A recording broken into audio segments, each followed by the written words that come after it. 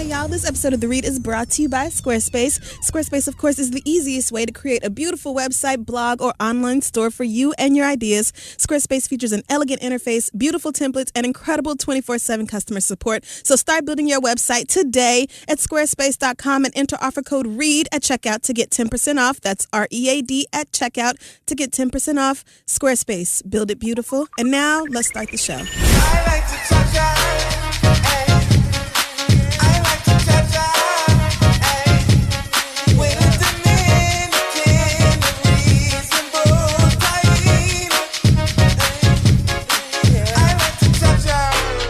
Kentucky on these hoes. Drafted, I'm getting choosed by these hoes. You just sleep. He said, you just sleep. You just leave, they just leave when we die. Oh, Lord. Share a room with these hoes. You really love that damn album, don't that you? album is an All instant right. hood classic. All right. And I want you to deny it. I'm just gonna sorry. leave it alone. They gave you beats. Drake gave you light-skinned lyricism. Oh, God. And Future mumbles on beat. It's good. It is good. If you can overlook the fact that Future is not actually saying any words, then That's yes. not true. It's just hard to understand them. Okay, so Young Thug doesn't say words. I don't listen to that either. Whatever that does, whatever he puts out, I don't know it. So It also slays. Okay, well, I'm Young gonna Thug is kind of like an alien that came here and like on the space ride over, he listened to a lot of Gucci. Yeah, I mean, when I've heard Young Thug on features and stuff, I've thought, he sounds like he's trying to sound like Gucci or Lil Wayne or Gucci Wayne. Like, 1,000%. so there's already a name for it. I just made that up right now, well, but I feel like yes. that's accurate. In his floral print, medium-sized button-ups. That's the same one, right? The With one with leggings. Yes. And then Louboutin fucking knee-high. And K-Swiss shell toes with the pink stripes. Fucking calf hair bumps and shit. I can't. Anyway. I'm Drake's choreographer. And I am Beyonce's pink leotard. And this is The Read. Woo, what an amazing week it's been. Has it? I mean, really, it was just yesterday. Okay, I was going to say and that. Beyonce. Like, yesterday was pretty dandy. Yeah, that was basically all I meant. But I'm sure we'll get to that, So, all right, Black Excellence. Mm-hmm. So, truthfully, I had, like, one particular Black Excellence. I feel like about a young girl who did something phenomenal, and then I lost the articles. Okay. But still Black and excellent. Mm-hmm. In many lovely ways. Zendaya. Yes, I assume. Don't quote me. It may be Zendaya. It's fine. I feel like I've said Zendaya and then someone told me it was Zendaya, but it could be the other way around. Mm-hmm. And I also apologize, young lady, because I feel like at this point I should know your name, although I'm not sure if she's a musician. Yeah, first. She's kind of like a Disney actress musician. Yeah, but she like also makes songs, and I know that she can like dance. Oh, yeah, but she also acts. So I don't know. That's why they cast her as Aaliyah in that movie that Wendy Williams ended up ruining. And she said, and she knew. No thanks. Once Twitter dragged her ass back and forth, she was like, I actually wasn't ready. On second and third thought. How about I just don't? I'm good. And she's been so black ever since, if you noticed. But anyway. So she was on Blackish last week. Everybody knows that's my show. That was really cute. So one thing that I really like about her is that I feel like is a really great role model in that she is very proud of who she is and her image, and she's always saying really powerful things about young ladies. She is. She's like a good role model. Absolutely, and she's obviously flawless. And like proud of her blackness, like the anti-Raven. You said it. So she recently had an incident. I guess she had a photo shoot with this magazine called Modeliste, something like that. Okay. And she looks lovely in the photo, but they photoshopped the fuck out of the one, I guess, that they printed. Of course they did. And they took away all of her curves. And at first I was kind of like, which one's her? Because I thought that maybe the one that she posted to the right where it has a little bit of, curvage and things like that. I was like, is that the one that they photoshopped? Because I would think that that's what you would have. Like they added some? No. They snatched her whole soul, hips, everything out, and turned up the saturation on the shit. It just looks weird. I'm sure. And I guess that was their idea or figure of beauty. And so she hopped on Instagram and was like, just so you girls know, I don't know who that is. Like, just to inform you, obviously in a very sweet, right, like, school president manner. She was like, look, this is the reason that ladies feel like they have to go out here and eat cotton and drink nothing but ice water Beyonce and starve themselves and all that kind of stuff. Like, I'm going to post the actual photo and I think that it looks great. Everyone agreed because she does look fucking phenomenal. So I just wanted to say to her, I feel like, shout out to you for being a beautiful young lady who seems to have her head on straight. Please don't be one of these celebrities that lets me down in like a few months. Because people love to remind us. Doing that. Yes. Every time we say, oh, well, you know who never really got on our nerves? Raven-Symoné. Oh, you know who ain't that bad? Miley Cyrus. And then like 6 months later, it's like, fuck your feelings. Right. Like, okay, bitch. Me. Oh, you thought I was cool? Oh, you thought I had some sense? No. Oh, all right. I'm about to show you where you wrong at. So, I feel like I can't even hardly say nothing good about the young kids no more. But congrats to Zendaya. I like her. Yeah. So this week in LaQuita, you are a regular here. I just feel like I'm always going to do a Martin. Okay, a Martin reference. Until, I feel like I can catch you off guard with something else. No. Well, I mean, you could try your little screaming little run again, but... No. Well... Speaking of Martin, I caught a marathon of that the other day, and I sat there and I watched every episode for like 3.5 hours. It's like, what is wrong with my life? Martin marathons and Golden Girls. Golden Girls, yes. Mean literally nothing to me because I own every disc of every season of both of those series. So I have marathons when I'm good and goddamn ready. And I don't need any commercials. I feel sorry for you girls. Well, the You Got to Go to Work on Myra's Feet episode came on, and I thought about you because you can quote like that whole episode. I can start right now. It's not necessary. Okay, like I'm just saying. Act 1. Okay. Like if you want to get from the beginning. All right. Speaking of Black excellence, let's just talk about, little known celeb by the name of Oprah Winfrey. Oh yeah. No, never heard of her. So Oprah's black ass recently announced that she purchased like 10% of stake in Weight Watchers International. Really? Did you not know about this? No, I didn't. What? She bought 10% of Weight Watchers? So what is this today? Wednesday? Yeah. On Monday, I think she announced that she purchased 10%. Mm-hmm. As of today, she has, I'm reading this from Forbes.com, mind you. Mm-hmm. She has single-handedly generated $700 million in stock market value. Excuse me? Since Monday. 700 million? Since Monday. Are you sure that's not 70 million? 700 million in stock market value in 2 days. Dollars. You cannot be serious. How the fuck? Wow. Because she said, I'm Oprah, and this is something that I'm interested in. I don't even... And her whole legion of stans said, some for me, please. I mean, but sign me what up. does that even mean? Like, did everybody go out and buy Weight Watchers memberships? Did everybody go buy stock in Weight Watchers? Like, I have no fucking whatever clue. it is. But okay. All right, Oprah, that is just massive. I can't even picture that amount of money. This is shares of Weight Watchers are up about 170% since they opened for trading on the New York Stock Exchange on Monday. Wow. Their stock doubled in value on Monday and rose by another 30% or so yesterday. Yes. Oprah's 10% stake is now worth some $110 million, and her profit in those 2 days is around the same. Bitch, what? Oprah the Winfrey. This bitch went out and flipped her money and got it back in like 48 hours and then some. Are you fucking joking? So she made $110 million over the past couple of days. Is that what you're saying to me? Because that's insane. 2 smooth days, bitch. You know what? I was just thinking about Oprah earlier and how I understand she had to use Tyler Perry and his coon ideas for television in order to get her network off the ground.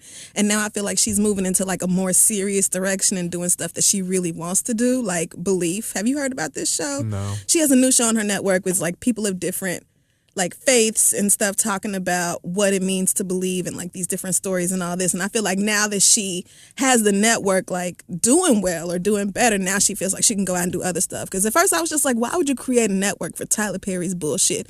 But I see the vision. Because they're Oprah. friends. They like drink her chai tea from Starbucks at that. But house she needed and then- that mess, that haves and have-nots, and like the whole Medea drama and all that. She needed that audience. Get the eyes to the network. But that's what, like, it's similar to what I've said about like Tidal and other businesses and things like these ventures that people start.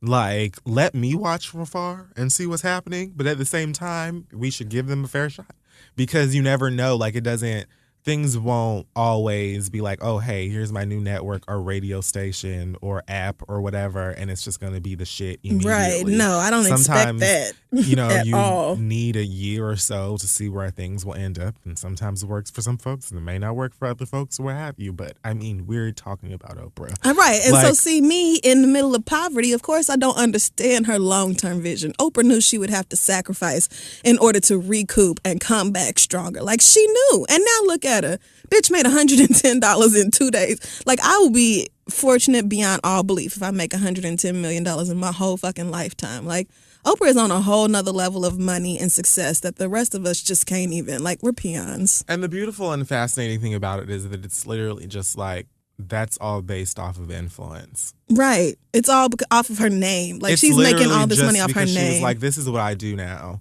And the girls were like, well, I would also like to do that.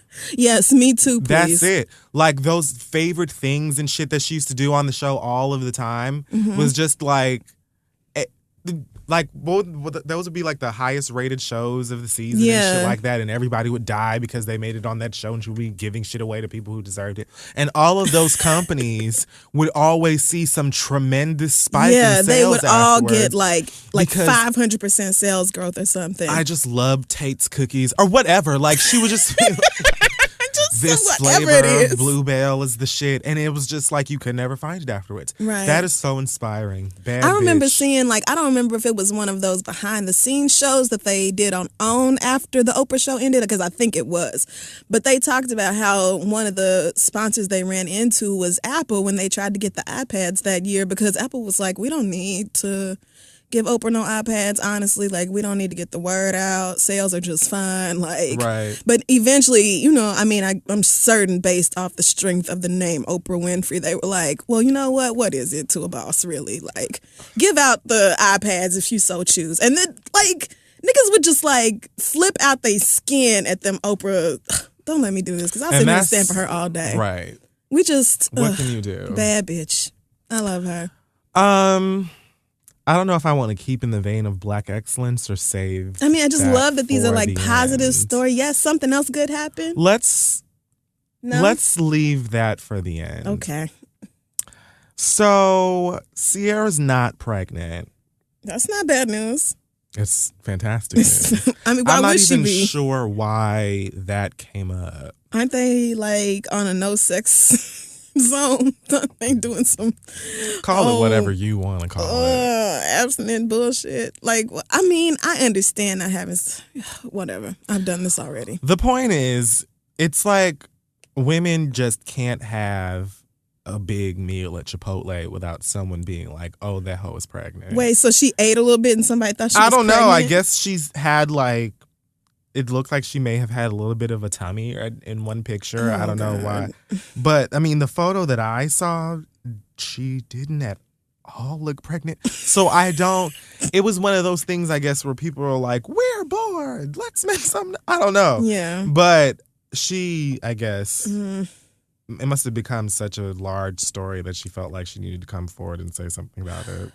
And so she said, so funny. I had a cheeseburger a little too close to showtime. And what's funny is that I've learned after pregnancy, your body changes differently.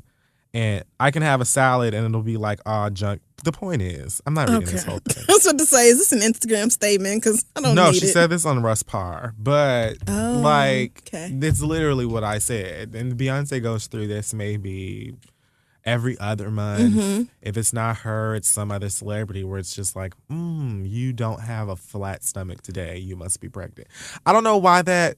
Because people are bored. Like, I think that's exactly it. You see these pictures of these celebrities, you ain't got shit else to do, so you might as well start a rumor. It don't really matter if it's true or not. So it gets blown out of proportion. But girl, all right, nobody really cares. I didn't think you were pregnant because I knew y'all wasn't fucking. I said if she was pregnant, then Future was right when he said, "I know I'm gonna get my bitch back," because I know that. Listen to me, Miss Wilson. If Sierra was pregnant by Future, the Seahawks could just say goodbye to the rest of their season. It's over. Like, they're not winning another game. It's like a curse. Like, Why? that would be because she's supposed to be dating Russell, and then she pops up pregnant by her baby daddy / ex. Listen, I don't believe it. I'm not interested. I don't believe it at all. So it's you real just, cute.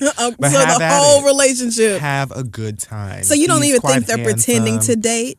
I absolutely think that they are pretending to date. I also believe that neither one of them, she probably wouldn't mind having a little, fun time underneath the sheets with him. Okay, fun time.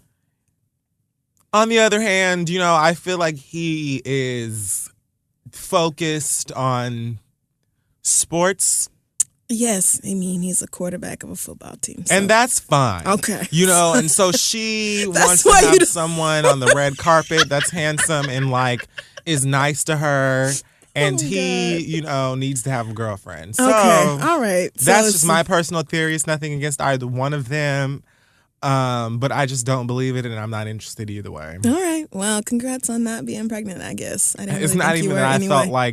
I thought so he put his penis in you? That's what you're trying to say? No, that's a lie. Anyway, Sierra. What else we got here? Do you want to talk about Drake's Cha-Cha? Yeah.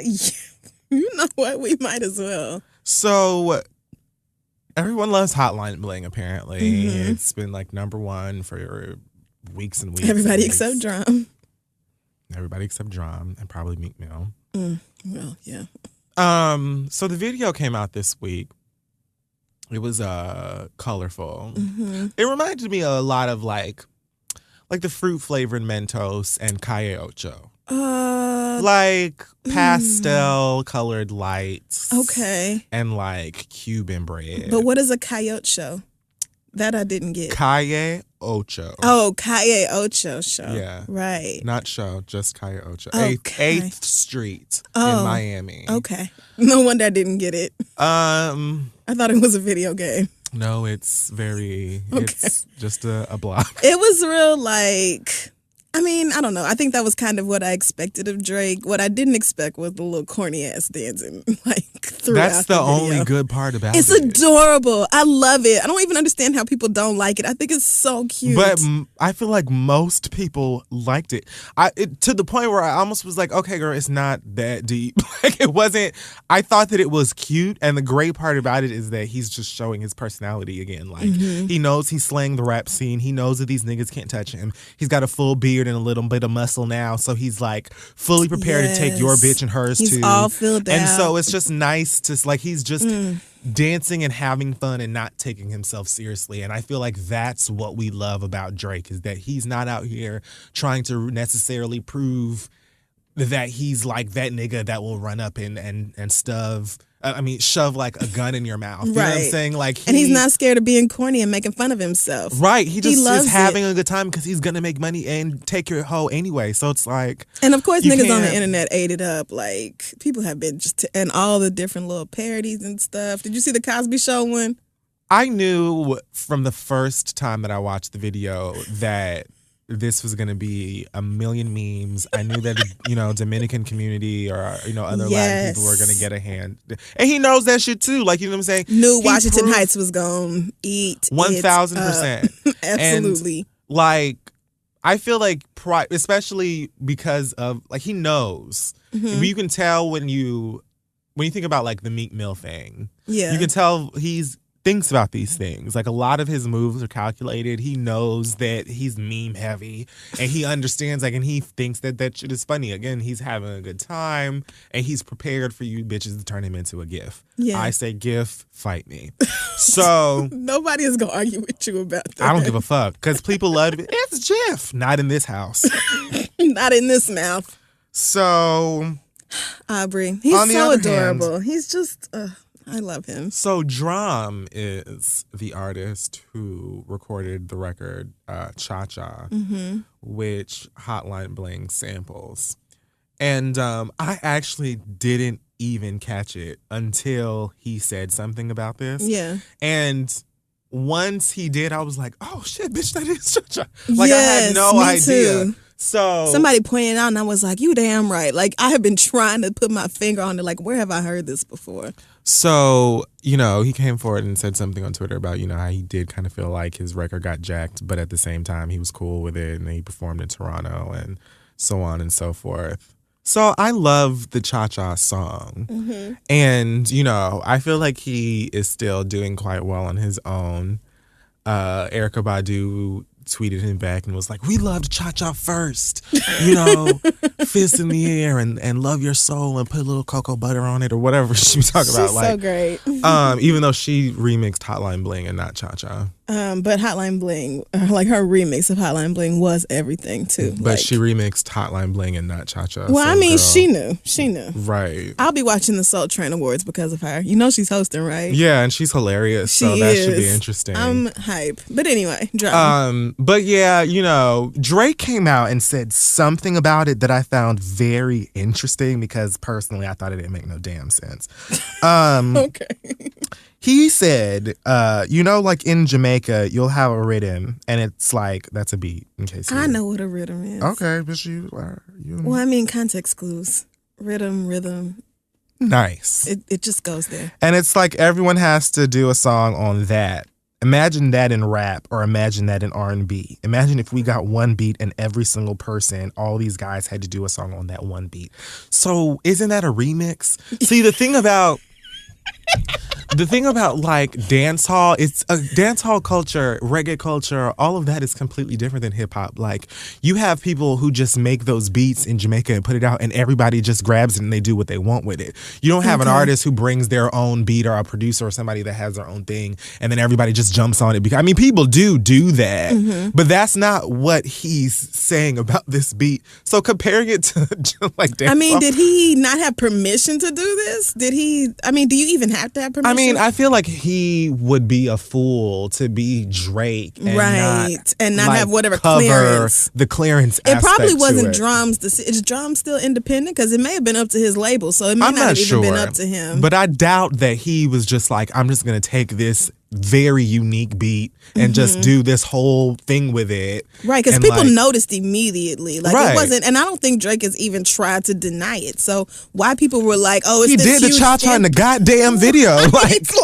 You know. But I heard he offered to put Drum on it or on a remix and Drum declined. So yeah, so it sounds more like, you know, Homeboy was not feeling it, period. Right. But it has nothing to do with it. Because, I mean, if Hotline Bling goes #1 and it's like, sounds awfully similar to yours, then I mean, but it is what I it can is. still celebrate both songs independently. I mean, Bruno Mars was #1 for like 10 months with fucking Uptown Funk, and if Trinidad that James ain't even could her deal, damn song, right? But I'm saying if Trinidad James can deal with the fact that his shit was ripped off and was #1 for like 68 weeks, then Drum will be all right. I mean, if the check is coming in, that's enough for me to shut my ass up. Right. Just have my money and have it on time. My royalties, though, like, is my money? Is it PayPal? Is it live check? Let me know what day. Royalties, no brown. Let me know when I can expect. Bitch, better have my ducats. Did you see that album cover? The royalty album cover? I was just saying to myself yesterday that this thing always gets me because I want Like, and I've never been like a Chris Brown stan. I've been a fan of lots of his work, and I obviously feel like he's incredibly talented. But I've never been like a stan. I've never found him like sexually attractive. I did click on those nudes, but you know, that's just curiosity. I have to see him, you know. But at the same time, like I've never really been attached to Chris Brown like that. But something about, I just want him to do well. Yeah. And he's been kind of flying underneath the radar now, taking care of the baby. I love seeing the pictures with them two together. Yeah. I love the album is really cover. cute. So yeah, it was adorable. She's so like, she's just asleep and laying on his chest, and he looks like he's not high, and it's just heartwarming. It's adorable. Like, it's just really precious. So I'm hoping that this is a good album from Chris, and that this is like, but see, we do this every 5 weeks. Every time. Like, I'm not getting comfortable with this shit. It. I'm just going to say. Like, maybe now is the time for Chris Brown. Hopefully Look, you get it flying together. Under the radar and not out here being a cokehead. Like, in fact, we probably ruined the trajectory of this shit by bringing it up, because I feel like us saying it, it's us. We shouldn't bring Part of me feels like we keep saying Chris it, and then something happens, and it's just like, there it is. Like, I feel like now we're not gonna make it to Christmas before he fucks up, and I feel like I have to like. Faith. Or maybe we should just not bring up Chris Brown no more. Yes, because I feel like every time we do it, he's like, I'm gonna go blow something up. Like, getting a little itching to do something fucked up. Anyway, hopefully Royalty's at the point where she can at least verbally express to him that she don't like these niggas he hangs out with. No. Like, no friend. No. Nah. She's got the side eye down packed. She's definitely, able to throw shade in her toddlerness. I mean, she had to develop that skill early. Look who her parents are. But I think that at the same time, I'm hoping that now she can vocally say, I would like for these niggas to no longer be around here. Right. And I think she's probably almost there. She probably like taps him on his knee and is like, what's going on? Like, let's chat about Daddy, it. Daddy, me, no. Can't do it. Bed now. Bye. Out. Like those types of words. She has to have them down packed. She can give directions, definitely. Like, you niggas from my living room to And I mean, toddlers outside. are the shadiest people on earth. They are. They're fucking rude. They don't give a damn how you feel about it. They don't know what feelings are. No, 3 and 4-year-olds, literally the worst people. Like, they have no regard for your emotions. They're not supposed to. They have no idea that they're hurting your feelings. Buying up the whole app store. Like, it's just... I mean, when you put her fingerprint on it, then... Because I know North's fingerprint is on that iPad. So let's talk about Lamar Odom. In that I just want to say one simple thing. I just want to say that it's horrible, this story about Lamar. And from what I have actually paid attention to, it seems like he's getting better slowly but surely. I think they transferred him to a different hospital now. Yeah, he got discharged. And so, yeah, that was definitely terrifying and things of that nature. I hope that he is getting better and will hopefully be in tip-top shape as soon as possible, God willing. However, I just want to say that it is hard for me personally to be a certain kind of sympathetic in these situations because the media, like whenever if you are trying to get an update on how he's doing or what happened, it's damn near impossible without all of these websites, even the CNN, MSNBC, ABC News, like everybody is talking about the Kardashians and their reaction to it. Yeah. Not just like, this is a horrible thing that happened to this brother, and, he's doing well and this is what the doctors say, good day. It's like, no, Chloe's at his bedside and, she cried 5 tears. We counted them. They're in this vial. Kris Jenner won't leave. Here's what Kim and Kylie and the rest of the case posted on Instagram. Here's, a selfie with his sickly body. Like, it's like, my God. Now they're talking about how they're talking about they're canceling their divorce plans and all this shit. Like, my nigga, like, if this man was in the hospital, like, like on his deathbed, to the point where his kids are supposed to become his family, is trying to come out here and see him and things like that. Like, don't nobody give a fuck about these hoes right now. Like, get them out my face. Shut up.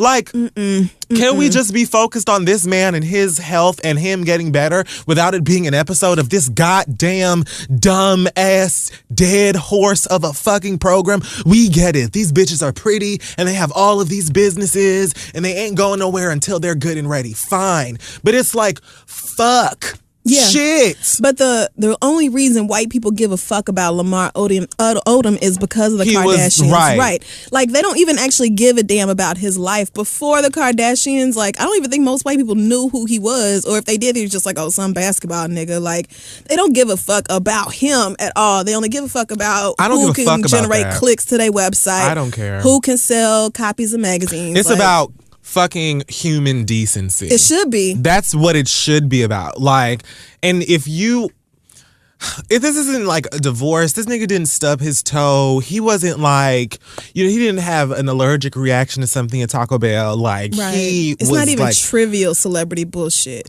Right. Like, somebody's life is in the fucking balance and all y'all care about is clicks. Fuck out of here. So, they just further proves to me that I'm just like slowly but surely losing interest in certain aspects of pop culture. And not even because it's not interesting, because we can come out here and riff on these bitches all day long. I don't really care. But the way that a lot of other people handle the stories and how they post them and how they react to them and that kind of thing is just so disgusting to me sometimes. I know that maybe I shouldn't speak too much because I definitely, but I'm not going to be like, oh, this nigga is like damn near dead. Here's how, here's Khloe Kardashian and the rest of his ex-sister-in-laws coming up. They're all wearing Balmain. Please look at the shoes. Get a shot of those shoes. There's Givenchy. Okay, so we hear that Lamar Odom is almost dead. Where did you get these earrings? Like, what the fuck? Get out of my face. Come on. Look at Kylie's makeup on the way to see Lamar in the hospital. Like, it's all about them. It's just garbage. I hate it. The fact you should at the very least be saying, like, hey, like, this is a serious time for us. Please respect our privacy. But it's never that. It's never that. These media outlets don't care. And as terrible as we are, at least we know where the line is. Like, we don't talk about nobody's fucking life. Like, we definitely don't try to exploit nobody's life for money. Like, that's bullshit. Except for George Zimmerman. And let me just use let me just use this moment to just dash this in here since he came to mind. I just want y'all to know, please don't tell me anything about that man until, if and when the story is he is dead. Like, that is the one you can share with me. I feel no kind of way about that. Nope. That is I'm requesting of you all, if you hear a story about that man and it doesn't involve him being dead, please just keep it away from me. And if he is murdered, I will consider the person who did it to be an American hero. A global hero. And we need, like, a bronze statue of their ass erected in their hometown immediately. I'll send you an edible arrangement if nobody else will. Put this nigga on the nickel something, because please, what an act of bravery. Do you want to? We're at third. Okay. I want to talk about the Bill Cosby cover. Oh, the Ebony cover, yes. Ooh wee, man, this has been like, the internet's been going nuts. The girls are pissed. Ebony is shaking the table. Everyone has feelings. Like, they're mostly mixed feelings though. And I think they're supposed to be. Like, the cover itself, I think, is supposed to demonstrate how our feelings are mixed, because we do love this family so much, but the image has been shattered. That's true. The people who are pissed, though, are pissed. Yes, they are. Like, they are pissed. I've saw people saying that it was disrespectful to the other actors on the show and that Ebony is tainting their legacy. I've seen people say that is not it. I've seen people say that it perpetuates black stereotypes and the idea of the black household. Stereotypes? Yeah, like that the black home is always broken or something like that. Oh my God, it's y'all like, niggas is reaching. It's not real, girl. It isn't. And I get it. Right. Like, I would be a fool to sit up here and act like The Cosby Show didn't do amazing things for our community and others. Right. But at the very same time, it's make-believe. And you have to learn how to separate the two. And that's what it says on the Cosby versus Cliff. It's right there. Like, I loved it. The entire article has been up online. People have just been too angry to actually read it or to actually think about, why the cover itself is generating this kind of anger inside of them. But yeah, what did you say? What were you saying? How did you feel about it? The first time I saw it, I laughed. Now that... You would. It wasn't a laugh because it's like ha funny. It was a laugh because I was caught off guard.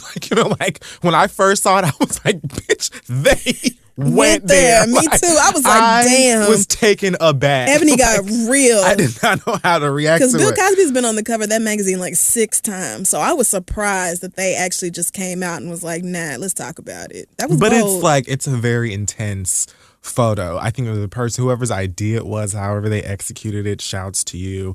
I think that it's not necessarily even taking a side. It's just a statement. Like, whether you like it or not, however you feel, you're never going to be able to look at The Cosby Show again. The same again. Like, you're just not going to. So, like, the whole...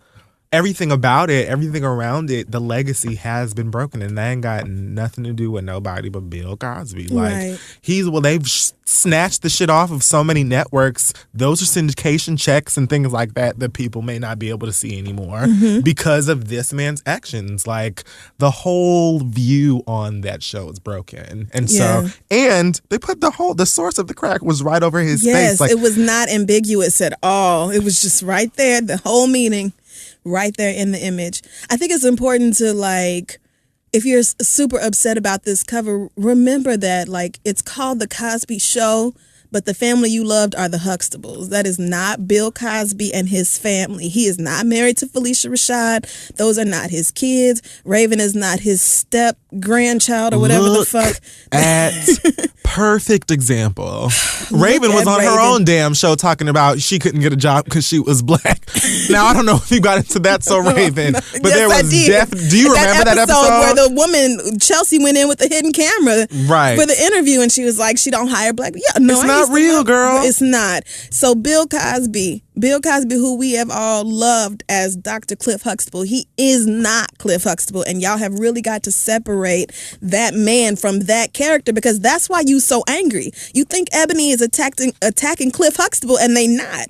They saying we need to look at the fucked up shit Bill Cosby did, and the fact that we are so emotionally tied to that character is exactly why this conversation is so hard to have. Exactly. And I think that they knew that ahead of time. They were like, this is it's some smart hoes working at Ebony, so they knew what they was doing. Absolutely. They were like, at the very least, we're going to get this conversation going. Yes, and shock they the world. Absolutely did. Amen. I loved it. I can't wait to pick it up. I cannot wait to get it. They have it at the newsstand outside. I was about to buy it, but I was like, really? Just downstairs? Too late today. Yeah, because you were pumping like 30 minutes. That's just. I knew that you were not going to let me leave it there. No, I apologize. And do you know why? Because I texted Chris when I was on the train, and it all of a sudden went from express to local, and I said, my 3 train just went local. I'm going to be late to the studio. I'm so sorry. And Chris was like, don't worry about it. I roll up in here at 5:20, like all out of breath, and like, oh my God, I'm so sorry. And Chris was like, yeah, you're the first one here. So just want you to put your bags down and relax, because you're just... That's why he was trying to tell you to chill in the first place. Because he knew your ass was going to be 30 minutes late. So... Anyway, Bill Cosby, though. No, we're done. Oh, we're done. Okay. I just want to talk about the emotional and spiritual experience that I had last night via my iPad. When yes, God. Tidal put on their concert at Barclays. What's it called? Tidal 1020? I guess something like Tidal X. Tidal the rollout, something. It was like every artist on Tidal. Everyone was there. A lot of huge names, and then some smaller ones too, of course, to introduce you to new artists. The only person I think that performed that I was introduced to, I think, is a guy. I think his name is pronounced Boss, BAS. And I'm not sure if I've ever heard of him before. I may have and just don't remember. But like Flatbush Zombies, Indochine, French Montana, all the Maybach, that whole family of Maybach people were there. Meek showed that as long as he has dreams and nightmares, bitch, you can like. And as long as Drake is on Apple Music and not always Tidal, got dreams and nightmares. That song goes off. I'm telling you, as long as Meek Mill shuts his ass and just goes into next year and gives you a street anthem even close to that, he'll be good. That's he true. just has to just mind his We'll business. see if he does it though. Good luck. Damian Marley, Vic Mensa, Alessia Cara, Lil Wayne came out. That had to be interesting for, Birdman and his feelings. Yeah, had to. Jay-Z performed with Fab. Fab is also a New York staple. They love her out here. Well, I mean, and Fab didn't have shit else to do, so. I love Fab too, though. Like, I mean, Fab I don't. low-key, it wasn't even until like I moved. I knew like in high school because I had a lot of friends from New York. I knew that like I had Fab records I liked. But when I moved here, I don't know what it was that just made me kind of get into Fab. But I was like, oh, I get it. Yeah. He's a little underrated. I mean, I would not say all that. I don't like mind Fab songs. They're not my favorite, but for the most part, I'm not just like, ooh, I love it. The one with Lil Mo? You know what? And I'm mad that that's the first one that came to mind. Now that you done said it, I can't get it out of my damn head. I just remember when Kendrick Lamar put out that Control verse and named names, and Fab was not one of the names, yet he jumped up and was like, I'm going in the studio right now for a response. It's on, nigga. New York, nigga, stand up. And where is it? Where is the verse? Did it ever come out? He never did that? Shit, I'm waiting on it. I don't know if I missed it or if he never put it out. One or the other. But anyway, the whole point of the title event was Beyonce, of course. Everyone knew that. We just didn't know in which way she was going to leave us bald. It was like, how is she going to scalp us? It certainly won't be at the beginning. It will be towards the end, but in what manner will Beyonce come and just remove us? So Nicki Minaj comes out. She performed Oh my God. Moment for Life, which still holds up quite well. It's all right. You're such a bitch. You know I don't like Moment for Life.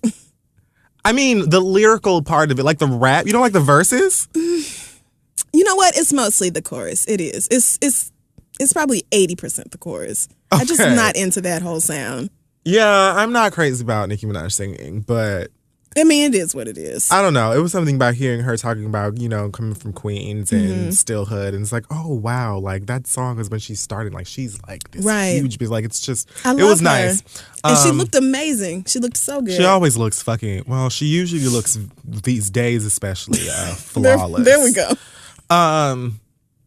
But then, oh my God, the smoke and everything turns pink and it's just lovely. And she starts doing Feeling Myself. So I was like, I don't know if Beyonce's going to come out when she's doing Feeling Myself. I don't feel like, I don't know really what to expect, like what's about to happen. I didn't even see her. I heard the crowd react. Yes, me too. It was like, wait, everyone is real hype right now. She has to be somewhere around. Right. And then because you could just hear it out of nowhere. The crowd was like, right. They were like, oh, she is emerging. Yes. And so then they do this like pan across this sea of bitches and these pink outfits. And there she stands. Back turned. Yes. Ponytail on like perched Eiffel Tower. Bitch. Just at attention. Just giving you an old fountain of youth ass a high prom pony. Just old blonde waterfall of Creole greatness, nigga. I thought that at any moment she was gonna flip around and be like, pterodactyl, and transform into the Trillis Pink Ranger. Like, she did look like a Power Ranger. So good. She did. And then, oh, that bitch. So they performed together. Of course, we're catching our lives. Like, what are you even able to do? Like, she's literally stomping cracks. Because they're performing together. It's not like Beyonce's just standing there singing her part. Like, they are, like, moving around on stage. It was... They were, first of all, I'm so here for the two of them. Me too. I would love a joint album. I don't give a fuck how anybody feels about that. Like, I would love for them to do, because I was saying to myself, album, maybe a mixtape. Yeah, but Beyonce, or just a couple songs. I don't need an a whole EP, album. like something. At least do another fucking song together. I don't give a damn. Right, like, or another song. They just have a chemistry that I didn't expect to like really work so well. Well, they play off of each other's like ratchetness, because they both like girls from, well, Beyonce not really from the hood, but she's from Houston, and then Nicki Minaj, of course, is from Queens. But they both are like these very successful, professional black women, and they have like a pop lane and a pop voice. But then they get together, and it's like that just regular black girls just being. And dope. I kind of feel like Nicki, especially rapping the way that she has gone back to rapping. Thank you, Jesus. that Beyonce is like, oh, I have someone that I can be like real hood with. Yes. A female rapper that I could just be just grimy with. Just right. whenever I want and to, just and she gets it. Exactly. And she's down, and she done took off all that bullshit, that crazy blue eyeshadow, so me and Nicki can make it work. They broke into a Travis Scott sampled Lose My Breath-esque dance battle. What? It was Travis Scott over the song. Yeah. Oh, right. So they had just stopped like performing or like singing for a second. And they broke into their little groups, Nicki and her dancers in black, Beyonce and her dancers in pink. And they said, let's just have it. Let's have at it, And Nicki did this very swirly carousel style motion. And then just all the hips bitches moving. Then Beyonce hit a number of counts that were like, Madam, my nigga, what are you doing right now? Like, to my life. And I loved watch it again. when she was at Made in America and she was dancing the Future. That was like the best part to me. I just love her getting down to ghetto ass music, because that is what I do or love to do or try or whatever. Like, that is what you're supposed to do when that bass hits you, bitch. And she hit a jig. And she popped off so hard. It was like a dance battle, and Nicki got done, and it was like, okay, that was cute. And then Beyonce and her bitches came out, and it was like, oh, she did not come to fuck around or joke with these hoes in any manner. Like, Beyonce came out and hit them 8 counts hard than a motherfucker, nigga. She must have had Look at her. I don't know. She like conjured up the Sasha Fierce spirit. She started whipping that ponytail, nigga. And let me tell you that bitch was going. She knew nowhere. She knew nowhere. I understand that only a fan can try and hate on this weave, bitch, because it's not going anywhere. Like, I'm going to swing it around as many times as I want with whatever velocity I choose, bitch, and my ponytail will stay where it is. Go in. Nigga, she was going off with that damn hair and had no worries in the world, just completely carefree. And she just killed it. I feel like, I want to believe that Beyonce was just high off of life and, having a good time. Another part of me feels like, especially with all of them rap niggas backstage, that somebody handed her a cup of Douce and she was like, you know what? I own this shit. Like, sure. Like, actually, this is my shit. Like, all them bitches on the internet, everybody here, like, they're here for me, and we all know it. So if I want to get fucked up, that'll be what I do. Because she went out so hard. Jay looked at her like... She came out in that 101 Dalmatians Cruella de Trille-ass cape and was like, once again, I'm gonna swing this ponytail. Yes. It will go nowhere. She raped that bitch off, and her husband is just kind of like, bitch, are you all right? And she looked back at him like, nigga, you better do this rap shit. Like, she was looking at him like, don't worry about me, bitch. They're gonna keep subscribed to this motherfucking app. You are going to subscribe. Like, she put her whole entire spinal cord in that bitch. She did. Like, bone marrow and all. Had to hurt, but Blue Ivy was. I know Blue Ivy was backstage. Like, finally, I have been coaching and teaching, and you all have got it. My God. Blue Ivy had an iPad that was streaming it, and she was walking back to all of the other female acts, male as well, and she was like, would you like to know why you can and will never? Here it is. Because it's right. Here it is. This is the blueprint right here. This is all. You will never, ever, ever be able to even aspire to this, really. So I think that we all should take a moment to revel in the greatness that we're in presence of. That's all that I'm saying. You all have a good day and you're welcome. Like, I feel and that's my mama out there looking like a fresh 21-year-old captain of the dance squad at HBCU. Like, that's my mother out there. And I'm only mentioning that so that you know that for those of you who do have children, those of you who do have toddlers at home, let them know that I'm the second coming and they will never as well. Right. So, it was very nice to see all of you. Thank you for your services. Yes, I appreciate you for being in my presence, but if you didn't know, I'm half Beyonce and half Jay-Z. So if you could just, my aura, I feel like you people are draining me of my energy, and if y'all could just depart my presence now, it was very lovely to have you. Thank you for coming to my show. I feel worked free very to hard. pick up some pretzel chips at the craft service table on your way out. Those were Beyonce's dances with Nicki, right? Like, I feel like those girls definitely were not like Nicki's regular dancers. I figured Beyonce split her girls up. I'm not sure how they did it. I think that I saw the Ashley picture Everett Ashley put on Instagram. She was like when two worlds collide or some shit like that. I don't know if they all. I don't know. I'm not sure.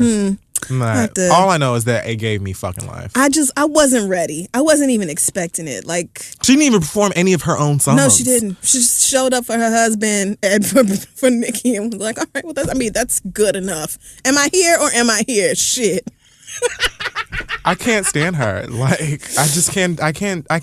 Because it's like every time I think, all right, this time I'm not about to go crazy over Beyonce. I'm gonna just look at this. I'm sure it's gonna be very I get nice. almost bored with it sometimes. Right. Where it's and just then like, she just she's up. perfect. Like, we understand that she's phenomenal. Like, yes, great. She's gonna give you a great performance. Okay, yeah, girl, cute. yeah, you are about But then to she's like, no. Actually, I came here for that wig, bitch. Yeah, I came here for your wig. Not leaving until it is thrown at the altar. I'm not leaving until I fuck it up. You gonna exit this bitch looking askew to the motherfucker on tonight, nigga. And I loved it. I love her. Well, that was this week. Oh my God, did you see her telling that white girl to stop when she was taking the pictures? When she first got there and she was on the red carpet and the paparazzi was like, Queen, over here. And like one of the runners or whoever was like fixing her dress. Oh yeah, I did see Beyonce that. was like, if you could. Like, I'm good. Move. It's enough of your white fingers on my skin. Thank you. But so anyway, much. so yes, all hail Queen Bee. All right. That is a good chunk of goddamn shit. I mean, we rarely spend, I feel like, at least 15 to 20 on Beyonce. Well, I mean, and she deserves. And she's literally worth it. All right. Well, let's take a break then. All right. Hey guys, today's episode is being brought to you by the great people over at Audible. Sometimes we don't feel the need to read people. We just like to read books. Or you can have people read them to you.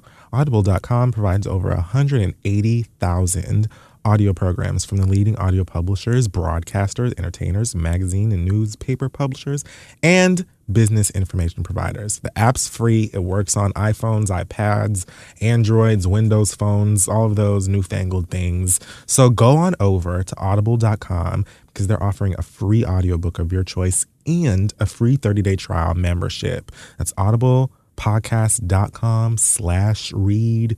Go there, start a free trial, read a book. They've got Issa Rae's book. She's out here snatching wigs, being black and beautiful as well. So make sure that you get your life and let us know what you're reading.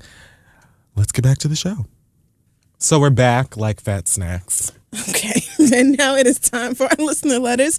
You can send your questions to asktheread@gmail.com, and we may just read it on the show. Our first question comes from Marlon, who says, I am a man in a 4-year relationship with a woman, and we are both black.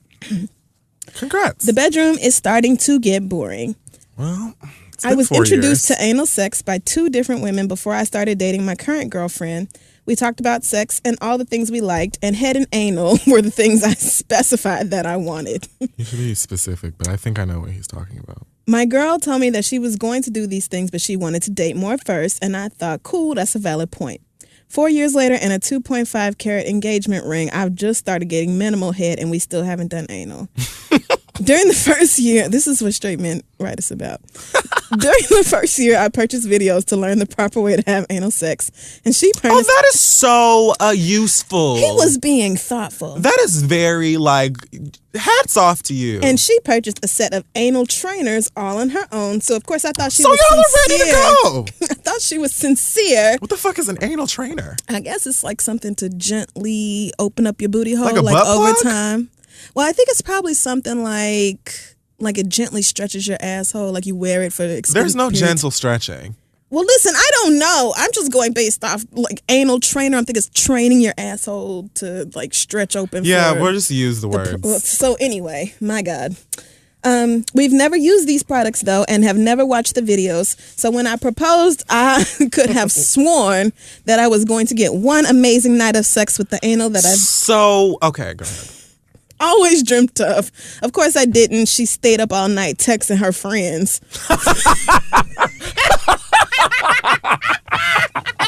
How dare this bitch be excited?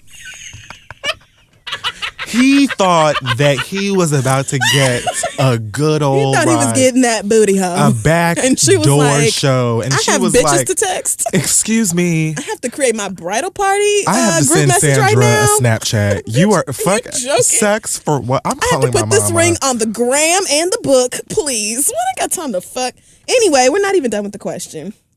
For the last 5 months, I can count on 2 hands how many times we've had sex, and anal is still not in the picture. Now this. Also, I'm pretty blessed, which may be the problem, but I'm not going to get any smaller, so we need to figure this out. Well, listen, my question is, come on, I was blessed. Am I being a jerk for wanting these things, and should I let them go, or am I not being a jerk? And how can I get my fiance to step up like she says she would? I really do want to marry her, and I'm ready to have a family, but I know friends who fuck around outside their relationships because of what they are not getting sexually at home. I don't want to be that man. He's gonna fuck a butt. I don't want to be that man, and I have never cheated on a girlfriend before, but every woman I pass on the subway is starting to look like a steak, like in them Looney Tune cartoons from back in the day. See, sweethearts at home, I be trying to tell y'all, What and I'm can just I do? saying, because you know what I'm saying as man, and I have low straight friends, like I think that I just think about the way that people think. God. And I observe. And I mean, this is just kind of like, Young Marlon. This is almost like a 101 course on niggas. Like, he's gonna do it. Like, you know what I mean? You're not gonna stop him. Now, Marlon, your problem is that she doesn't wanna. Like, I know she promised you, she lied.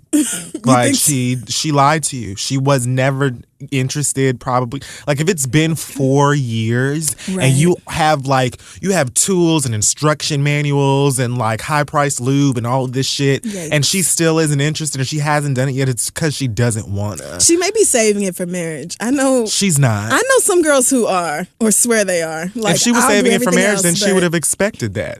Like, that would make more sense as to why he proposed to her, because he's like, did you propose to her because you wanted to fuck her in the butt, or was it like because he was fucking her in the butt? Just I proposed to her and I just knew I was about to get something. Like, that's not how that works. So you didn't propose because you were excited about spending the rest of your life. It sounds like he loves the fuck out of her, you know what I'm saying, and wants to be faithful. But he really wants also to get really in that wants butt. To get in that ass. He wants in. Literally. He wants in.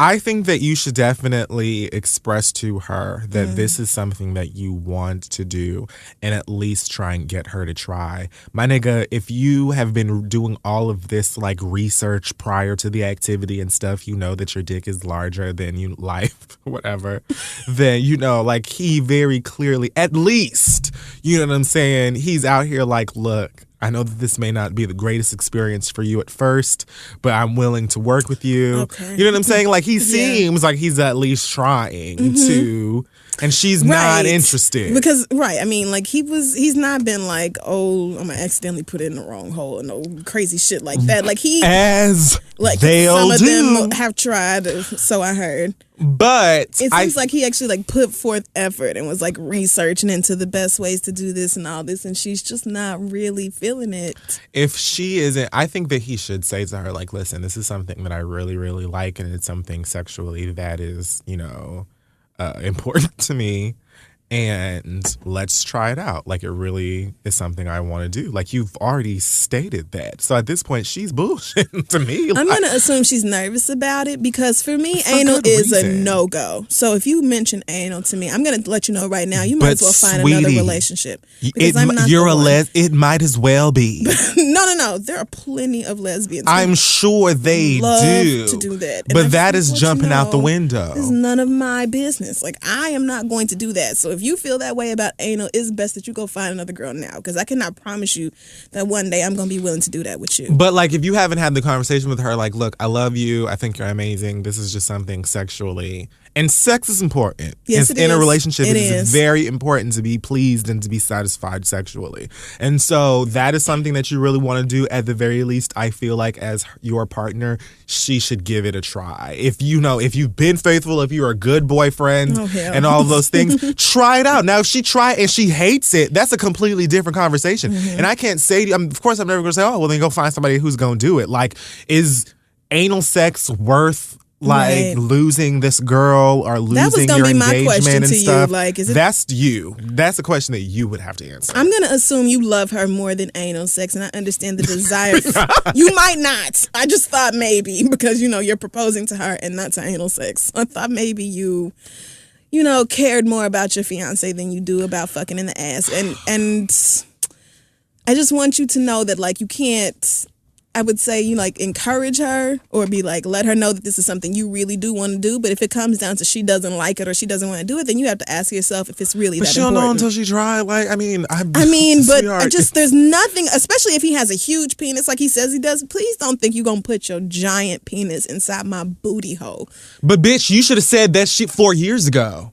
Okay, and I understand, but maybe she changed her mind, or maybe she's just feeling, she should have said that, or maybe she's just scared and doesn't know how to say to him, you got a ring, and seemingly a nigga who's nice and cares about you and would like to do what you want to do. What I'm saying is, at the very least, give that shit a shot. If you already agreed to it, the nigga done bought you all kinds of motherfucking contraptions to get you prepared. Like, follow on your side, or if you really are just like, it's never gonna happen, then say, sweetheart, it's never gonna happen. Where do we go from here? Yeah. Period. That's it. Don't be stringing that nigga along. He wants to get in your butt and you just not go say nothing. Right. I'm saying, though, if that doesn't work out, then he has to make a decision, like if anal sex is really that important to him or not. And that's a decision only you can make. Right. We can't tell you whether you can stay with your girl. Because at least she's a woman and she has a whole other natural hole. I'm saying, like, there's a whole vagina there, and I'm assuming you enjoy vagina.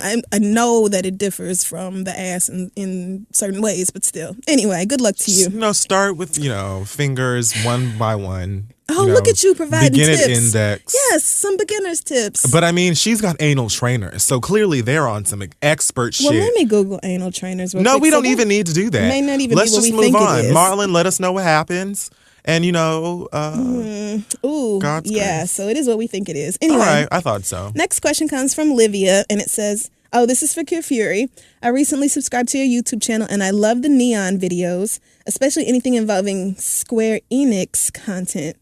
Thanks. Did I say that? Okay, I guess I did. Yeah. I wanted to know what your opinion was on the announcement of Kingdom Hearts 2.8, how you feel about KH3 being pushed back even further, and what your favorite parts are of the franchise, like worlds and characters, etc. Thanks so much and keep being awesome. I didn't hear nothing about it getting pushed back no motherfucking further. Uh-oh, did I just break that to you?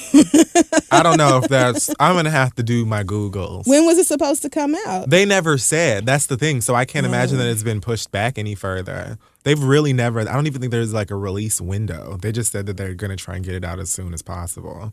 Wow. This just says a release date would be a miracle. So that's the first headline on Google. The last one came out in like 2004 or 5. Like, it's been like a smooth decade. So that's what this 2.8 means? They keep updating Kingdom Hearts? Well, like, they're telling little stories in between, and I guess they're probably also using some of these newer titles to test out mechanics and see how people react to it. I don't know. So how do you feel about Kingdom Hearts 2.8? I'm excited about it. I'm excited about anything Kingdom Hearts related. Obviously, I'm very anxious to get the next one in my hands, but I'm more so concerned. I want it to be an amazing game. Like, I don't want it to be rushed. It's almost like maybe your favorite artist, or if there's like a sequel or something to a movie or a remake that's coming out. Like, I want them to take their time and get it right. I want to be able to play it and be like, that was magnificent. I don't want it to be rushed.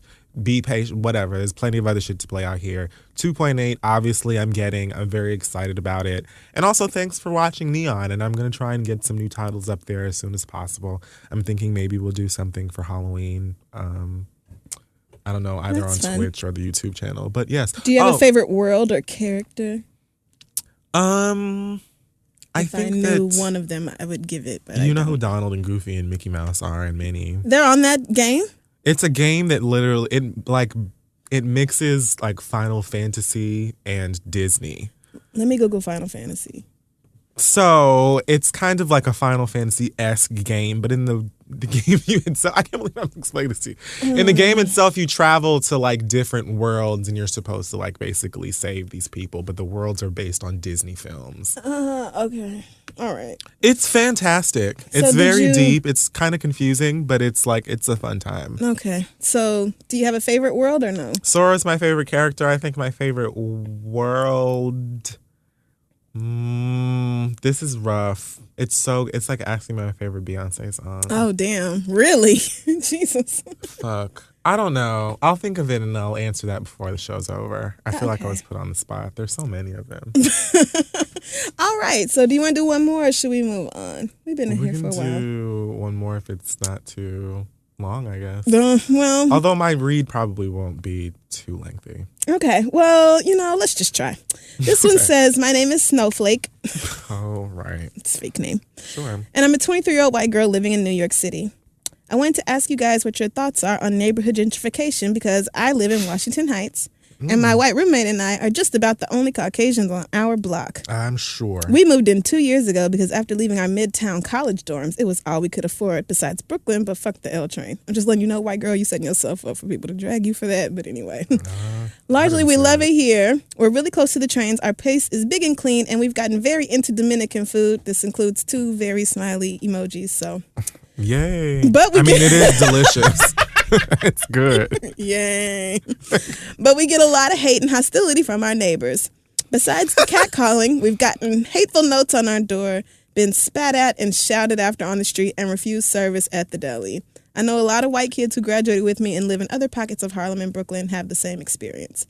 I understand why people whose families have been in one neighborhood for a long time hate the idea of little white girls like me coming in and bringing pumpkin spice lattes and vegan bakeries and jacking everyone's rent up to the point of eviction. But at the same time, I need to be near the 1 train in order to get to work every day.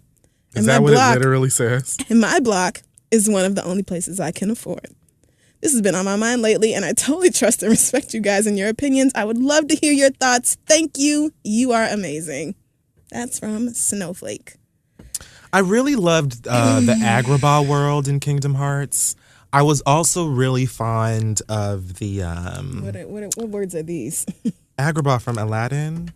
Oh, okay. And there was one based on Neverland. That's the one where you get to fly for the first time. Okay. Well, I mean, that sounds fun, but like this is just like not the answer to... Also, in the first one, there was a Wonderland. I kind of want them to bring Wonderland back because Alice in Wonderland is one of my favorite movies in the world. I think it is my favorite movie. And I just love that whole story. But that Wonderland world was a little janky. Is it trippy? Is it like being on E? And I feel like it could have been done better. Okay. It could have been designed a little bit better. I'm an Alice fan, though, so maybe that's what it is. That whole movie makes me think of drugs. But anyway... Snowflake though. You had me and then you lost me. I think, I kind of feel bad for you. You seem to get it, I guess. And I mean, well, you get it in the sense that you understand what gentrification is. Yes. And that people, are reacting based on that. Mm-hmm. I don't really know what to tell you past petty bitch again. Mm-hmm. Advice, it's difficult for me sometimes. I don't, I well, don't. She knows how we are. She's been listening to the show. She says she respects us and our opinions, so don't hold back. I think you should just tell her how you really feel about it.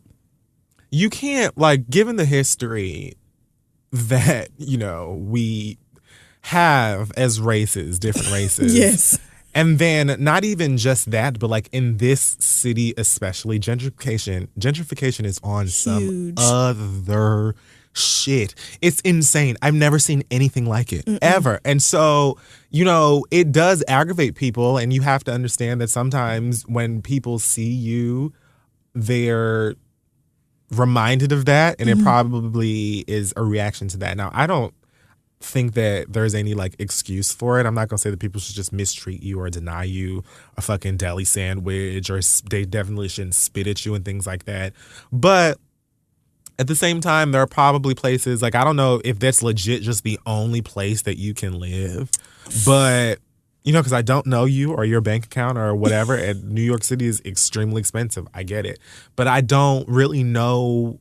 I've never been a 23-year-old white girl living in the hood. I don't know how to, like, react. The only thing I could think to tell you is to leave, to move away. Right. Because, you know what I'm saying? Like, what you going to do, fight them? You're not going to fight them. You're not going to do that. You're not going to do anything. Like, it's just, it's a result of hurt, right, and like frustration and anger and people being moved around and kicked out and told that they can't live nowhere anymore because the white people have claimed that land and they demand pumpkin spice and sushi. It's really interesting that you can list like everything bad about gentrification and still be like, but I deserve to be close to the one train, and like that's literally the problem. I deserve to have cheaper rent. So, we pushing out families that have. I'm not like saying you specifically pushed out somebody's family, because it was definitely the government in New York City that allowed for this type of shit to happen over the past 10, 15, 20 years. So horrible. I'm not saying like you specifically, Ashley, or whatever your real name is, like you are the issue, so but stupid. You are a representative of the problem, and shit, you probably took over an apartment where somebody's family was staying, and maybe that was everybody's friend, and the kids played with other kids, and like they missed them niggas, and you and your homegirl is there now with your fucking Ugg boots, and they not with it. And so there's never an excuse for violence. Like if you are being hit or assaulted, that is a whole nother thing. But if people have an attitude with you, you might just have to deal with that in order to be close to your precious one train. One thing about it though, again, loving being black, when I lived in Washington Heights for that 3 weeks before I saw that whole entire mouse in New York. Oh my God, you called me. I was like, and it was the lady. And you called me. The lady, like, when I went to my landlord and I explained to her that there was that mouse, it was her reaction to it that was like, girl, so we just be having mice. I was like, not here. Like, I'll be gone. Right. She was like, okay, mice. It's all right. What are you so scared of? Like, oh, I thought maybe the giant mouse. There's like a living rodent. Scary thing. Chilling here in the apartment. I thought that would matter to people. Anyway, when I lived up there, nobody... Mm-hmm. I feel like they treat black people completely differently in Washington Heights. Well, because shit, they black too. I mean, but right. I mean, there's definitely a cultural difference, but I felt like still comfortable in Washington Heights. Like I felt like an outsider, but that was more of like a language thing and a culture thing, not a race thing. The only time they ever would make you feel like real outside and not kind of feel no way about it was like language. Like if they didn't speak English, they were just like, I don't. And right. So and what are you gonna do about don't it? give a good goddamn. You know they thought people thought I was Dominican all the time. Like would just walk up to me speaking Spanish because they look like anything. Right, you know what I'm saying? like it's not like there are Dominican people and other like Latin people. Right. Like you have Afro-Latin people. It's a thing that exists, and I think lots of niggas are confused about it. But you again can Google it. But that was the only thing that I noticed. You know what I'm saying? For the most part, they were just like, here we are. And I always respected the language thing as well, because when you think about it, that's probably another reason why they're so proud of where they live and being among other Dominican people, other Latin people. Like they live here. I mean, and that's been their shit since way before white people were interested in it. And so now y'all coming through and raising rents to levels these people have never seen before, and like over an extremely short period of time. 3 full years yet. And like the few neighborhoods that I've been in, I go like, right. It's like, it's unreal how much is changing. Like we want this too. And it's just like you're expecting people who have been kind of like thrown away uptown. Like uptown was like, oh, I don't want to fuck around with uptown, to it being this whole new desirable spot because it's cheap enough for white kids fresh out of college to afford. Girl, of course they're not trying to be like your best friend or super accommodating or whatever. Like, I don't know what to tell you. I mean, obviously I wouldn't accept any violence, but girl, if they have an attitude, they just gonna have an attitude. You in they neighborhood. So. Right. If they have an attitude or look at you crazy or whatever, like I don't really know what to say about that. If people are like physically like threatening you or you don't feel safe, then that's something that you should, talk to, I guess, your authority. That's what y'all do. Yeah. Talk to someone. Good luck, Snowflake. Somehow, I'm sure it'll all work out for you. Send your questions to ask3@gmail.com, and we'll be right back. Hey y'all, this episode is also being brought to you by Squarespace, a website that makes it incredibly easy to build your own website portfolio or your own online store. We use it for our website, thisistheread.com. It has very intuitive and easy to use tools. You can make a site that looks professionally designed regardless of your skill level. You don't have to use any coding. Coding is like the worst thing in my life. It feels like advanced algebra or something, and I just don't see the point. You don't need to either. It starts at $8 a month, and you get a free domain if you sign up for a year. It's trusted by millions of people and some of the most respected brands in the world. And it even has state-of-the-art technology powering your site to ensure security and stability. Yeah, they do. Squarespace also provides simple, powerful, and beautiful websites that look professionally designed regardless of skill level. And you can get started today by going to squarespace.com and signing up for a free trial. Use offer code READ to get 10% off your first purchase. That's offer code READ at squarespace.com. You cannot beat the ease and simplicity of Squarespace. They give you 24/7 online support and a beautiful website. So what are you waiting for? Again, start your free trial today with no credit card required at squarespace.com and use offer code READ to get 10% off your first purchase. We thank Squarespace so much. Squarespace, build it beautiful. And now let's finish the show. All right, so we're back, and it's time for the read. It sure is. Do you want to go first? I kind of don't really know what my read is. I don't know what I'm going to do. Okay, so I'm just going to go ahead then. Okay. I mean, if you want me to, I can pick something. I mean, I could just cuss MTA out real quick. In fact, let me do that. Okay. Unless you wanted to go No, first. it's fine. No, because I just fucking thought about it. Do you see what this is? This Metro card that I have and this receipt here in my bag. Do you know what this is? I went to go refill my Metro card today because my 1 month expired. And I sat here and put in my debit card, put in my PIN, everything's supposed to work, and it comes back within transaction, add time failed. Your payment has been accepted, but your card has not been reloaded. Please call 1-800. This is some bullshit. So, of course, I said, I don't know what the fuck this is. I picked up my receipt. Wait, hold on. So you mean to tell me that you paid to get the Metro card refilled? I put it in the machine. And they gave you a piece of paper back that says, we have your money, but you don't have? No, the screen said, we have your money, but you don't have a Metro card. Call somebody and cry about it, bitch. We don't give a fuck. Take your receipt because it's none of our damn business. And it says on the receipt, transaction approved, add time failed. Like, payment mode, debit, What? last I didn't even know that could happen. How the fuck? So anyway, I'm thinking, okay, this is why they invented, like, people to be in the booth, you know? So I go up to the bitch in the booth, like, I don't know what's wrong with your machine, but I put in my card and my $116.50, and it came back talking some bullshit about I don't have no Metro card. And she was like, oh, well, I can't do anything about that. You just have to take the card and the receipt and put them in this envelope and mail it to Brooklyn, and they'll mail you a check back or some shit. I said, excuse me? So you can't just take this card and put a 30-day monthly on it and give it back to me? Like, it has to be this bullshit. You can't just take me another. If I have to give you the 4 quarters since y'all started charging this bullshit $1 new card fee, then that's fucking fine, bitch. Let me know. But you can't just give me a 30-day Metro card I have today. someplace to go. Not only do I have someplace to go, and the next train is coming in 2 minutes, and then the train after that is coming in 12. So, bitch, I better not miss this goddamn train. Not only do I have somewhere to go, but I just paid $116.50, and I want. And it's what. What do you mean? I don't understand. There's a receipt right here showing you that I gave you my motherfucking money, so why can't you do this? Well, it's just MTA policy, ma'am. You have to take this and Fuck policy. That's what I was saying. Listen, I feel like I always have to cuss MTA out. Because they can eat a dick on Tuesday. And the problem, I understand New York City is servicing millions of people, and it's the busiest public transportation system in the country, and most of the time it's very efficient. I get that. But you niggas charge way too much motherfucking money to be having all these goddamn problems. Every 6 months, there's a fare increase, and nothing gets any better. Where are these upgrades and changes being made? Because, bitch, it's not on the 2-3. It's never on.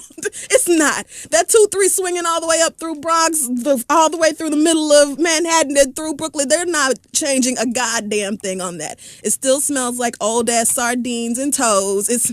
Somebody is always musty. Oh my God. The speaker, you never know if the fucking conductor has something important to say because the speaker crackles and goes out all the fucking time. The lights will randomly go out. The train will just stop in the middle of stations and you just can see giant rats crawling along the wall waiting to come inside the train and eat your fucking face because the train's not moving no more. Like, MTA, y'all be putting me through way too much bullshit to turn around and have your machine tell me, well, ma'am, you have the money. However, we're just not going to put the time on your card.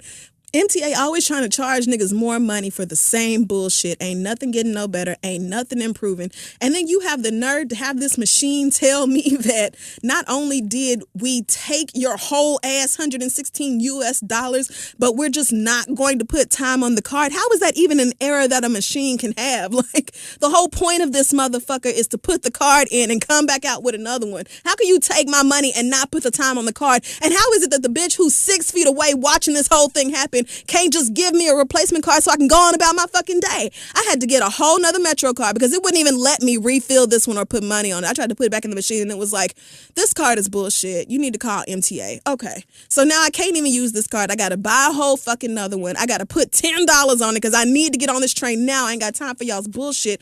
And now I have to spend another $116.50 so that I can have the monthly Metro card that I need and wait for MTA to run me my fucking money back. Girl, I'm so fucking exhausted. Like, really, just fuck y'all. Fuck y'all. The whole MTA experience is annoying as hell. We at that time of year where you niggas don't know whether to cut on the air or the heat. The train is just uncomfortable than a motherfucker. Oh my, it's just like icy cold when it's 55 degrees and then they got the heat on when it's 68. Like, I wish you niggas could just get it the fuck together. But and I don't want to hear no complaints. They in Japan riding sound waves and shit, like, just around the whole fucking place. Like, you know, in Paris, the train is free when the pollution is bad. Just because. Did you know Europeans treat their people humanely? Like, did you know they don't have to? Europeans come over here and they're like, okay, why do y'all live like this? Like, like, it was clearly the trashier Europeans who left and came over here. It had to have been because they wanted more. Garbage. They were like, I'm bored. They were greedy. Yes, more. And just for me. And they were greedy for white people. Like, white people already greedy. They were like extra. Like, we needed even more than what we've already taken. Just in summation. Because they're over. I mean, I know that Europe has its issues with racism as well. Of course. It's just not as bad as here. It's like, what? Well. But anyway, fuck MTA. Just fuck y'all. Because what if I don't have another $116.50? This is New York. What if that happened to me and I was just trying to put $5 on a Metro card because I had to get to an interview and I didn't have no other $5? And y'all talking about, oh, well, we just took your $5, but you ain't got no card. And the bitch at the window can't help. So I just cannot get on the train. So you just took my money and I just can't get on the train. Like, I just cannot. I have to wait for you niggas to mail me a check. Are you fucking kidding? This is no. If a person pays cash, you niggas ought to be able to do refund they fucking money in cash if something goes wrong with your machines. If somebody paid with a fucking card and you can see the receipt is all the pertinent information. I don't even know what the fuck this means and I can tell you what's on this fucking receipt. It's all right here. So set it up to where your bitches can just handle it right there in person because asking people to mail some shit in is beyond inconvenient and it doesn't make a lot of sense. It's a whole lot of people don't have $117 to spend twice in one day to get on these raggedy ass trains. So get y'all shit together. Shit! All right. I mean, because goddamn, this just happened to me. Just. I haven't even mailed it back. I'm pissed. And I'm writing a letter. Yes, I am. All righty. So that's my read this week. So for me, I don't even know if this is going to be like okay. Keep in mind that a read doesn't necessarily have to be loud or angry or super aggressive. It's literally just explicit, like, fact stating. That's true. And this could get loud, but I'm more bored than actually upset. Mm-hmm. So a couple of white nerdy trolls on the internet started a hashtag called Boycott Star Wars. What is this? 7? I guess. I've never seen a Star Wars. So Gonna get there. Actually, let me just start by saying them. They want to boycott it. They say it promotes white genocide. I'll tell you why.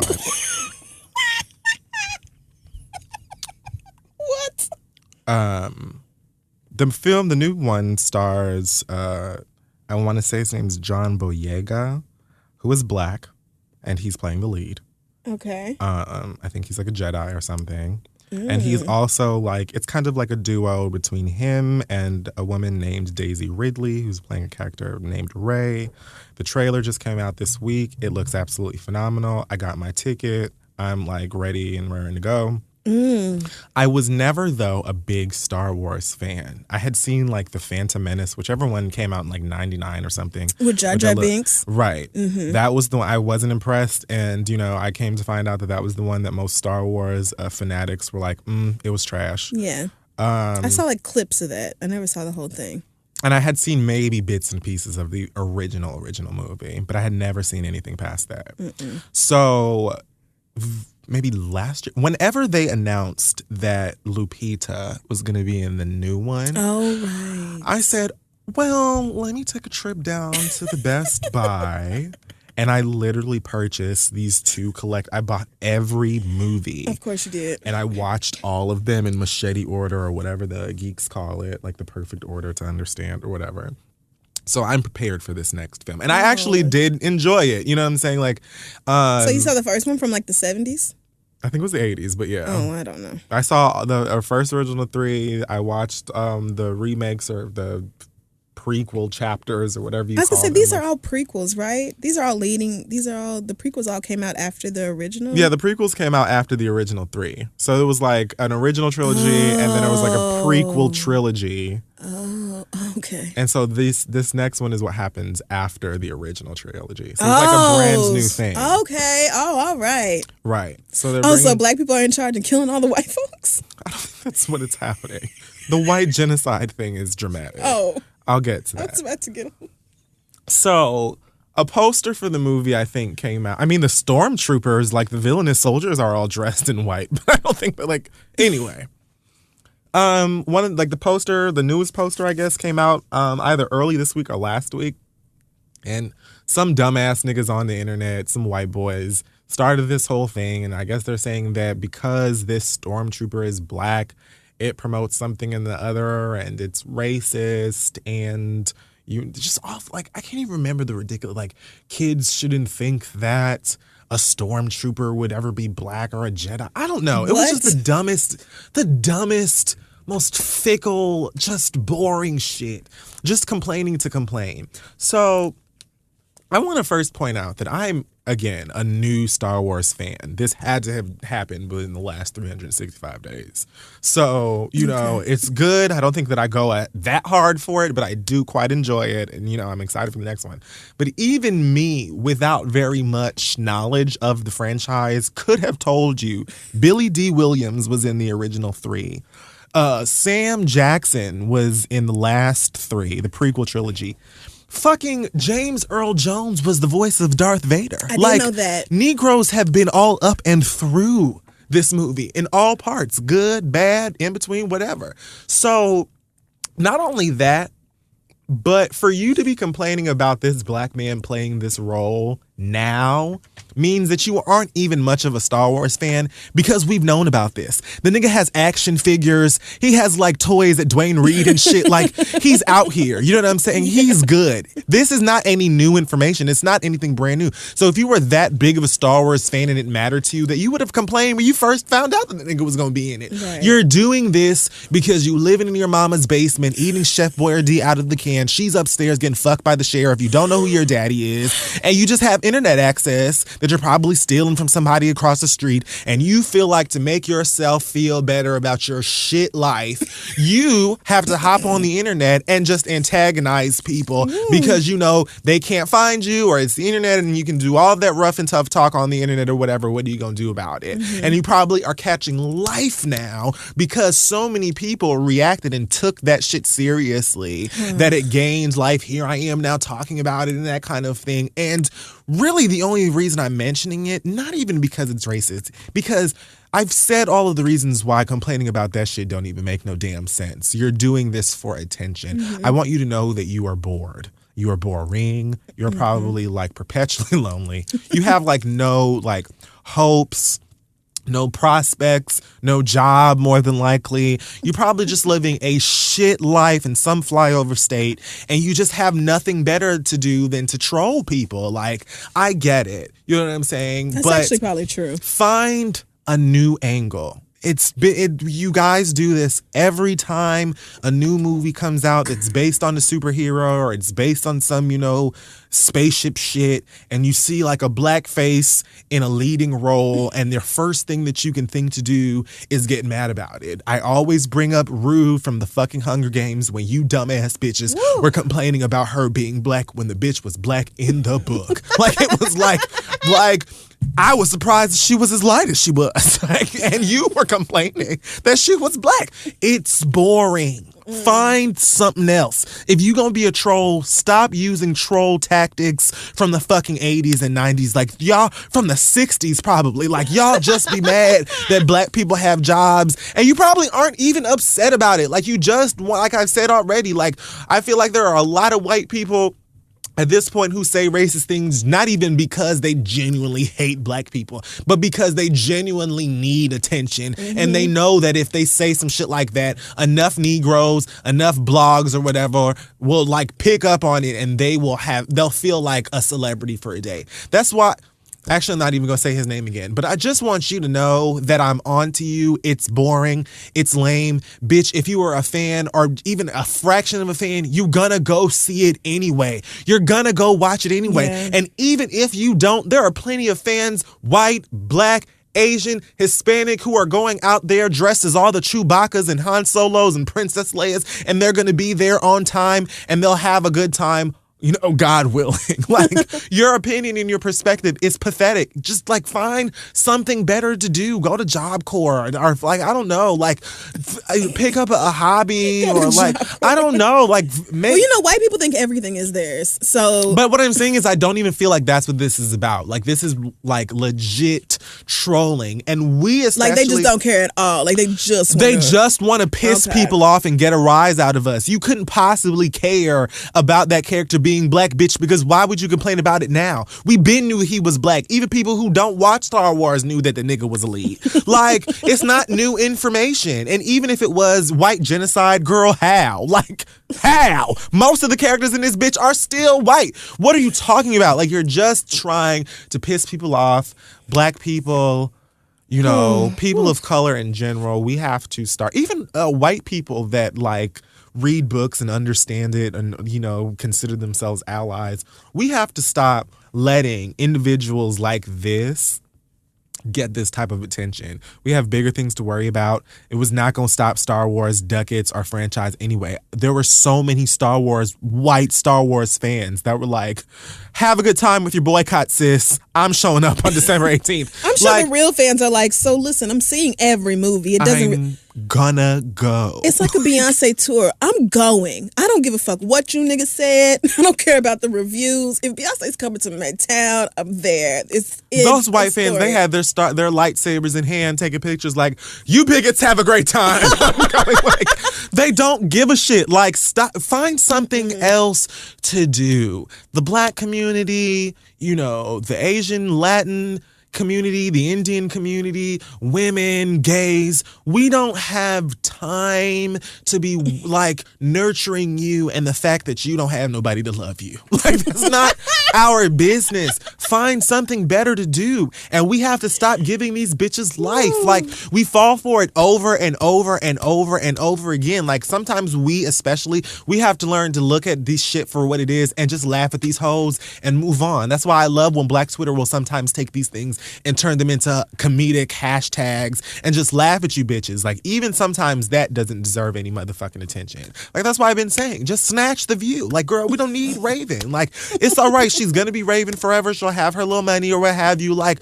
this doesn't even matter. This is right. Pathetic. It's fickle. It's pointless. Like, we have bigger fish to fry, and nobody They're already sold out. I have to go to Times Square to see it. Oh, the devil is every ounce of. That's where I could get a good seat.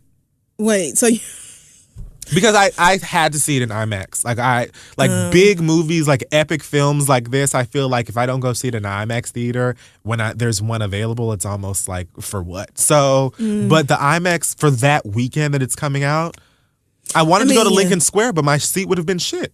I mean, listen, okay, I'm not a sci-fi adventure, any type of movie type person. Just think of a movie that you're just excited, like... Let's say it's a Beyonce. When Beyonce did that animated movie and I spent $20 to go see it in 3D. I would have never seen that on IMAX. Oh, well, you know what I'm talking like big action films generally. If I'm going to buy Men a in ticket. Black. I don't know. I would have seen that in IMAX either. Let me think of another one. Armageddon. Sure. Okay. Why not? Finally. But yeah, I feel like it's not really. They've already breaking records with ticket sales. The movie don't come out for another month and a half. They're good, girl. Get a life. The end. I'm done. Woo! All right. So that wraps up the read for this week.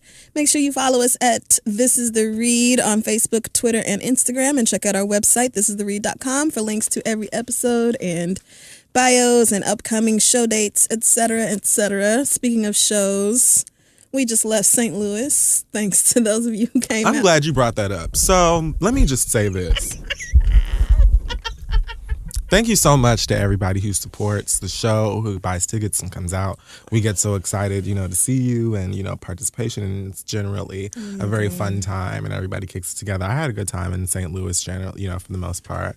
I just want to say to a select few individuals and anybody who may come to a show involving Kid Fury in the future, I want you to know, henceforth, if you come to a show where while I'm on stage acting the ass, I'm going to embarrass you. Mm-hmm. Now, there's no shade to St. Louis. Most people came out, they had a great time, and, everyone was having fun. Nobody, I feel like nobody necessarily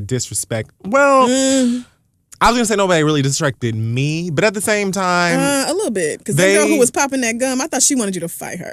And did you... Because I was like, oh, he's about to get up. If we hadn't have been working... And the only reason I don't say anything in situations like that is because, the bigger picture is that people who came out to have a good time and are trying to have a good time, they shouldn't have their experience ruined because one or two people decided they want to act a goddamn fool. Mm-hmm. But from here on out... I just want for you people to know that if you come to a Read show, any show with my ass on stage and you acting a fool, I'm gonna embarrass you. You may get kicked the fuck out. And that's it, period. But otherwise, thank you so much to St. Louis. Thank you, St. Louis. Shout out to the ladies who brought us 2 36-count packs of Grippo's potato chips. Y'all brought us so many. We had so many chips, candy. Oh my God, so much stuff. So thanks again, everybody, for coming out. Those chips are seasoned. Yeah, they are. Okay. Down. And they are delicious. Better made chips somebody brought from Michigan. Bitch, them honey barbecues, though? Oh, listen, and them gourmet gummy bears, listen. Oh, shout out to the girl gosh. with them gourmet gummy bears. I gotta find that box. That place is called Squish. I don't know where it is. It's in Canada. But they're gluten-free, dairy-free, no MSG or whatever. Some kind of, I'm oh, these are probably going to be so gross. No. They were delicious. Oh my God, little fruit pieces. I fucked them all up. Oh, God, thanks. Yes, thanks so much to all of you. Also, you guys, don't forget to check out our awesome sponsor, NatureBox. NatureBox has over 100 ridiculously delicious snacks to choose from that get delivered directly to your doorstep, full of flavor but without the junk. They release new snacks every month, so you'll never get bored. So go online to get your first box now at naturebox.com/theread. That's naturebox.com/theread for your first box of beyond tasty hand-picked snacks. Anything else? My costumes for Trilloween have arrived. I've got all of the pieces that I need. I think I may need to do a little bit of painting on something real quick or something, but I am so excited. I have no idea. Costumes. And I already say it on the show that I'm trying to go a cosplay-ish route because I missed Comic-Con. Okay. And I don't think you're going to know who it's going to be a fun time. Even if I'm the only bitch having fun because like So you're being like a video game character? I'm not going to say who I'm being, but I have 2 costumes. We have the, on October 30th, the Trilloween party here in New York City. And then on 31st, we'll be doing it in DC.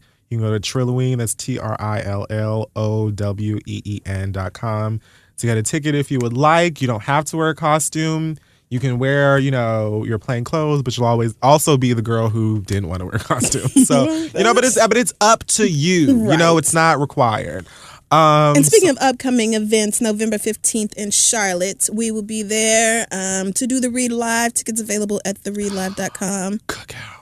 And of course, we're coming to DC. Those tickets are sold out. We cannot wait to see you guys in December. DC shows out. DC always like within 24 hours. DC's like, bitch, we're not missing. What did you say? You're coming here? Okay, thanks. That's all I needed to hear. People be tweeting us like, so listen, me and my homegirls are logged on. We're ready. We're refreshing. We're just waiting for the fucking tickets. Where are they, girl? If because you tell I'm them not that the tickets missing are them. up at 10 a.m., the girls will be like, it's 9:59. And so what's going on? So thank you, DC, for the love and support. We appreciate y'all so much. And we will see both you and Charlotte coming up very soon. All right. Anything else? Are we done here? You got an acronym or not? My acronym this week is going to be TRYAT.